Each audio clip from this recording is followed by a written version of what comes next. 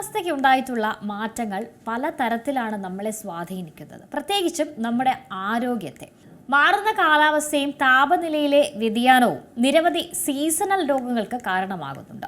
ഇത് പ്രതിരോധശേഷി കുറയ്ക്കുകയും ജോലി, പഠനം തുടങ്ങിയ ദൈനംദിന കാര്യങ്ങളെ പോലും അവതാളത്തിലാക്കുകയും ചെയ്യും.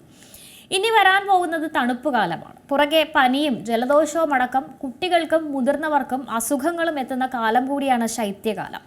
അപ്പോൾ എന്തായാലും തണുപ്പ് കാലത്ത് അസുഖങ്ങൾ വരാനുള്ള സാധ്യതകൾ കൂടുതലാണെന്ന് നമുക്ക് നേരത്തെ തന്നെ അറിയാം. എങ്കിൽ പിന്നെ അത് തടയുന്നതല്ലേ കുറച്ചുകൂടി നല്ലത്. Prevention is better than cure എന്നാണല്ലോ. അപ്പോൾ വരാൻ പോകുന്ന മഞ്ഞുകാലത്ത് ആരോഗ്യത്തോടെയും രോഗങ്ങളില്ലാതെയും തുടരുന്നതിന് മഞ്ഞുകാലം തുടങ്ങും മുമ്പ് തന്നെ കുറച്ച് തയ്യാറെടുപ്പുകൾ കൂടി നമുക്ക് നടത്താം. ജീവിതശൈലിയിൽ ചില മാറ്റങ്ങൾ വരുത്തുക എന്നത് തന്നെയാണ് ആരോഗ്യത്തിൻ്റെ ഈ ആദ്യ ഒരു ഘട്ടം തന്നെ. ചുമയും ജലദോഷവും പനിയും വൈറൽ അണുബാധകളും ആസ്മ, ബ്രോങ്കൈറ്റിസ്, മലിനീകരണം മൂലമുണ്ടാകുന്ന പ്രശ്നങ്ങൾ, സൂര്യപ്രകാശത്തിൻ്റെ അഭാവത്തിൽ മാനസികാരോഗ്യ പ്രശ്നങ്ങൾ എന്നിവയൊക്കെയാണ് ഈ സാധാരണയായി ശൈത്യകാലത്തിൽ അനുഭവപ്പെടുന്ന രോഗങ്ങൾ. നമുക്ക് ആദ്യം ശാരീരികമായി ഉണ്ടാകുന്ന പ്രശ്നങ്ങളെ എങ്ങനെ നേരിടാമെന്ന് പരിശോധിക്കാം. ഭക്ഷണക്രമം ശീതകാല സൗഹൃദമാക്കുക എന്നതാണ് ഒരു കാര്യം. സീസൺ മാറുമ്പോൾ അതനുസരിച്ചുള്ള ഡയറ്റും ഏറെ പ്രധാനപ്പെട്ടതാണ്. പച്ചക്കറികൾ, ധാന്യങ്ങൾ, പരിപ്പ്, വിത്തുകൾ, omega-3 അടങ്ങിയ ഭക്ഷണങ്ങൾ, ഇത്തരത്തിലുള്ള പോഷകസമൃദ്ധമായ ഭക്ഷണങ്ങളാണ് ഈ ശൈത്യകാലത്തെ ഡയറ്റിൽ ഉൾപ്പെടുത്തേണ്ടത്. വൈറ്റമിൻ സി അടങ്ങിയ പഴങ്ങൾ കഴിക്കുന്നതും പ്രതിരോധശേഷി വർദ്ധിപ്പിക്കും. ഇനി ശരീരത്തിലെ ജലാംശം നിലനിർത്തുക എന്നതാണ് തണുപ്പ് കാലത്ത് ഏറ്റവും പ്രധാനപ്പെട്ട ഒന്ന്.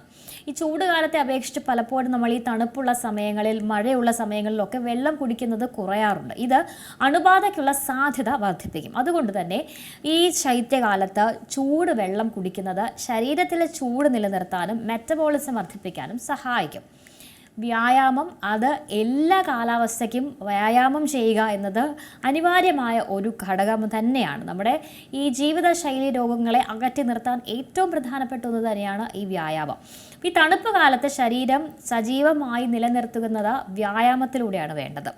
അപ്പോൾ ഈ ശൈത്യകാലത്തും മഴക്കാലത്തും ഒക്കെ പുറത്ത് വർക്കൗട്ട് ചെയ്യുക ബുദ്ധിമുട്ടാണ്. അപ്പോൾ ഇൻഡോർ വർക്കൗട്ടുകൾ കൂടുതലായും ഈ കാലത്ത് ചെയ്യുക. ഇനി കുറച്ച് യോഗ, നടത്തം, ഇതൊക്കെയാണ് ഈ തണുപ്പ് കാലത്തെ വ്യായാമങ്ങളിൽ ഉൾപ്പെടുത്തേണ്ടത്. ഇനി ഏത് കാലത്തിലാണെങ്കിലും ഉറക്കവും ഈ വളരെ പ്രധാനപ്പെട്ട ഒന്ന് തന്നെയാണ്.